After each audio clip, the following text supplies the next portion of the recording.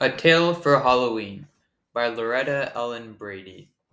Babette and Antone were the children of a very poor woodcutter. They lived in a little cottage on the side of a steep mountain, and the mountain looked upon a great forest. Now, though their father toiled in this forest from dawn until dark, he could earn but little. Wood in that region was plentiful, and woodcutters were numerous. Their mother made fine laces which Antone carried to the market to sell, but in spite of all their efforts, the poor parents seldom could give their children more than bread and broth to eat. Often indeed the broth was lacking if the woodcutter found no hare in the traps he set. Babette and Antone, however, were happy little children, and never thought of their poverty.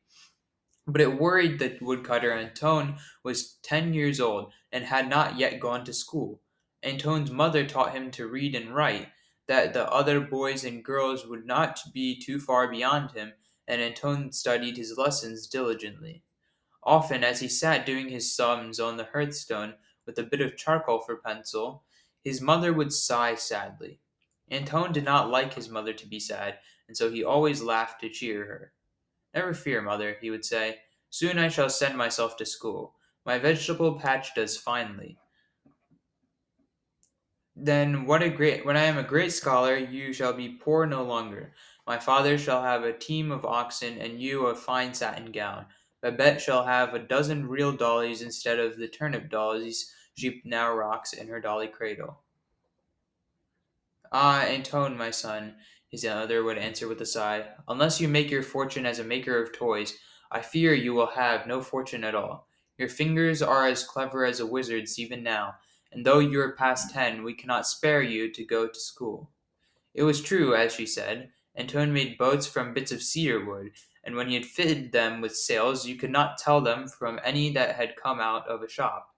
He carved a doll's cradle from a pine knot, and for Dolly painted the white face of a turnip until one would think it was the face of some fair maiden. So blue were these turnip Dolly's eyes, and so pink her cheeks. Her hair of golden corn silk fell in such waves, and her robe of young cabbage leaves was so green and beautiful.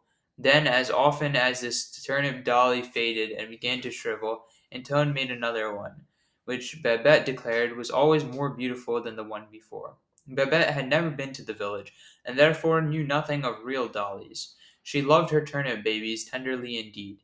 She always carried them in her arm when she went with Antone to meet their father, and sang them little songs as she rocked them to sleep. Now it happened one night in the season of Halloween that Antone sat carving jack-o'-lanterns to sell in the village. Babette, who was rocking her dolly to sleep, sat watching him.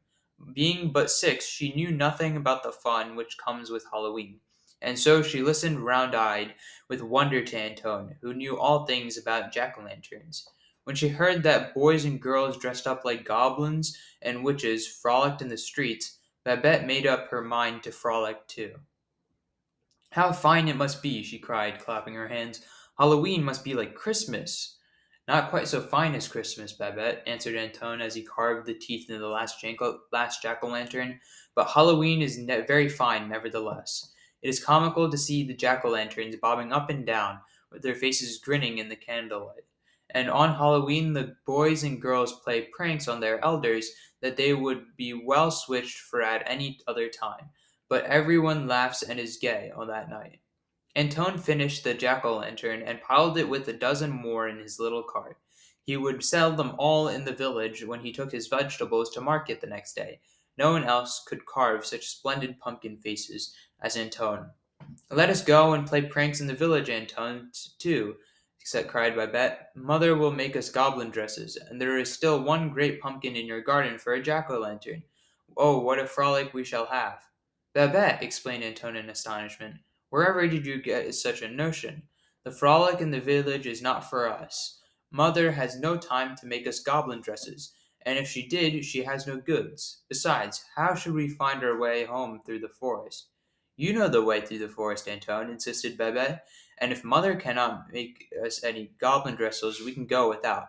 It will be dark, and our jack-o'-lantern will be as fine as any. Do come," she It's begged. "I have never been to a 7:45. Halloween frolic."